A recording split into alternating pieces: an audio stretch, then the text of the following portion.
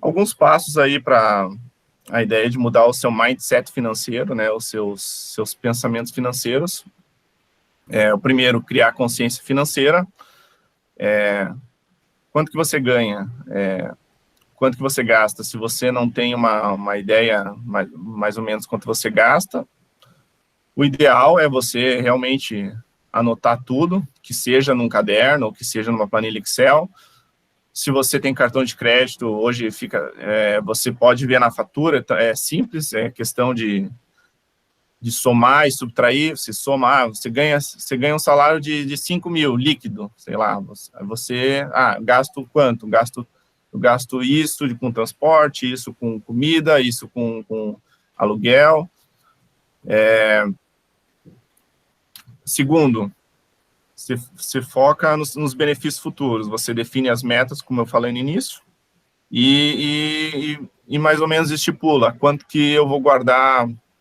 Eu quero fazer uma viagem daqui a 3 anos. Quanto que custa mais ou menos essa viagem? Quanto que eu vou guardar por mês? Vou guardar R$300 por mês, vou guardar R$100 por mês.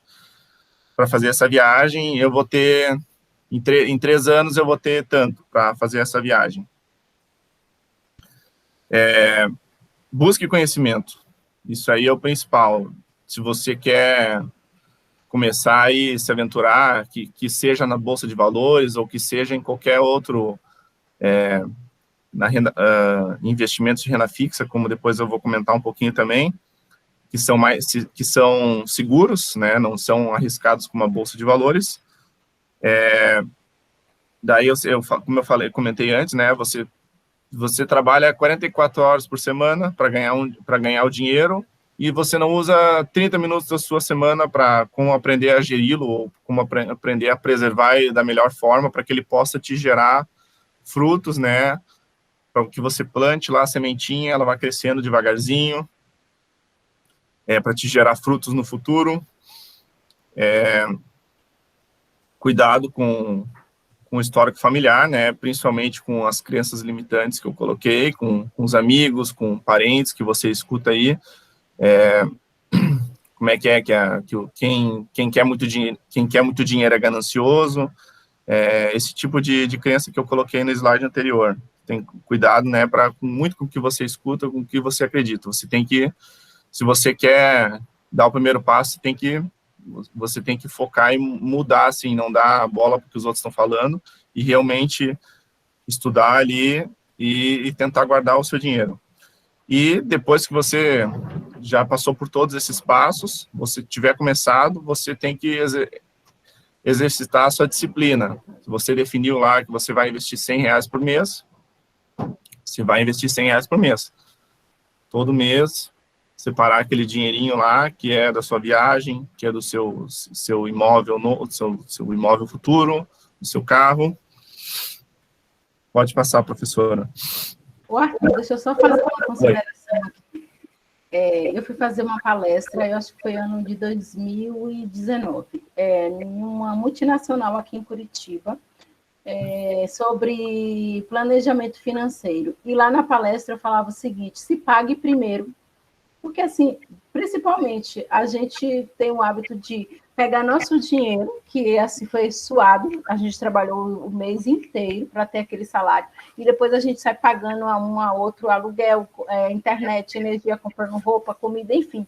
E eu sempre falo, se pague primeiro, tire 5% do seu salário e se pague primeiro. Invirta, faça investimento em ações, pode ser renda fixa ou variável, mas se pague primeiro.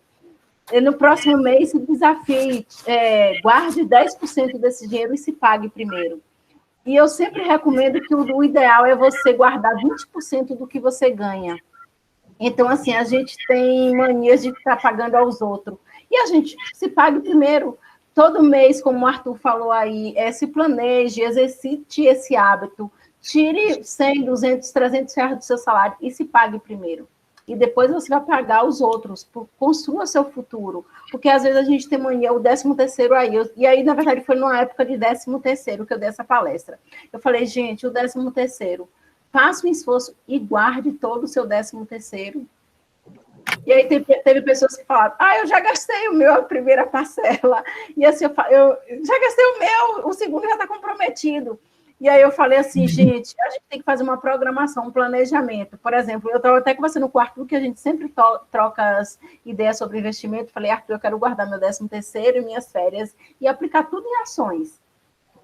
Então, assim, às vezes a gente pega o nosso dinheiro e dá aos outros. E a gente se paga quando? E quanto a gente se paga? Então, gente, isso é para reflexão mesmo. Se pague primeiro. Recebeu seu salário, se pague primeiro e depois pague os demais.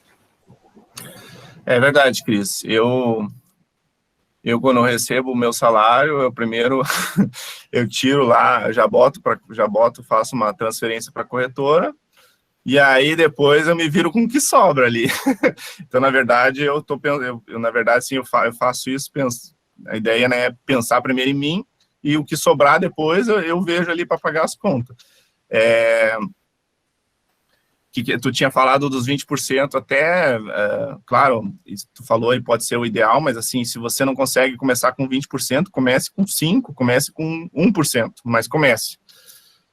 Quanto antes tu começar, vai ser muito melhor, porque a ideia do juro composto, né, ele trabalha para você, e o juro composto, ele é elevado ao tempo, então quanto maior o tempo você deixar o seu dinheiro, mais vai render, e mais vai render. Então, comece com R$10, mas comece com 15, e aí você vai pegando gosto pela coisa.